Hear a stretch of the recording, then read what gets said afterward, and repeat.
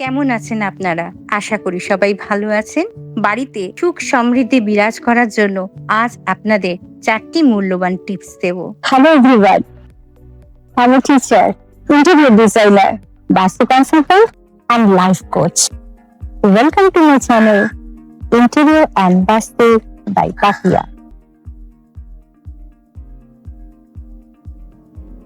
কথায় বলে পয়সাই সবকিছু নয়, আবার আজকালকার দিনে পয়সাই সবকিছু।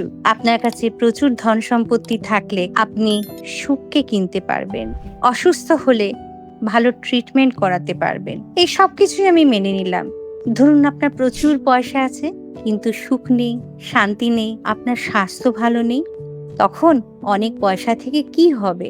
তাই বাড়িতে খুশি আনার জন্য একটা টিপস আপনাদের দিলাম। 1 নম্বর টিপস হলো ঘরের পূর্ব দিকে ডান্সিং ময়ূরের ছবি লাগান। ময়ূরের ছবি কিন্তু ময়ূরের পেখম না, তাহলে দেখবেন ঘরে খুশির জোয়ার আসবে। মনে রাখবেন আপনার ঘরই আপনার কিন্তু প্রতিচ্ছবি।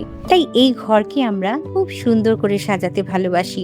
আজকাল বিভিন্ন শপিং মলে বুদ্ধ মূর্তি, সুন্দর সুন্দর বুদ্ধ মূর্তি পাওয়া যায়।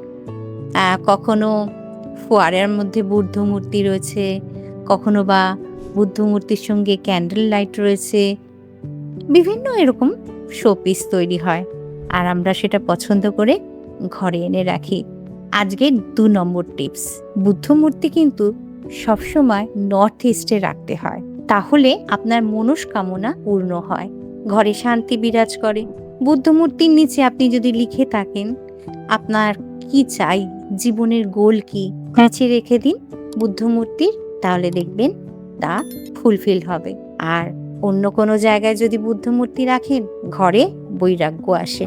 অনেক সময় আমরা বুঝতে পারি না ঘরে কি রং করব, কেননা আপনারা ইউটিউবে জেনে গেছেন নর্থের দিকে একরকম কালার করতে হয়, পূর্ব দিকের জন্য অন্য কালার বেস্ট, সাউথের জন্য আরেক রকম, আবার ওয়েস্টের জন্য একরকম। তা ঘরে কোন কালারটা সিলেক্ট করলে আপনার কোনো বাস্তুদোষ আসবে না, এই নিয়ে তারা মহা সমস্যায় পড়েন।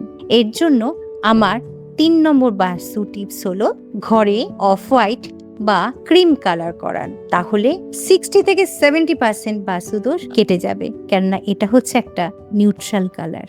আপনি এই রং করাতে পারেন, এতে বাস্তুদোষ আসে না। আপনারা সবাই দেখেছেন মা সরস্বতীর বাহন হলো রাজহাঁস, তাই ঘরে একজোড়া রাজহাঁসের মূর্তি রাখতে পারেন উইজডম বৃদ্ধি করার জন্য।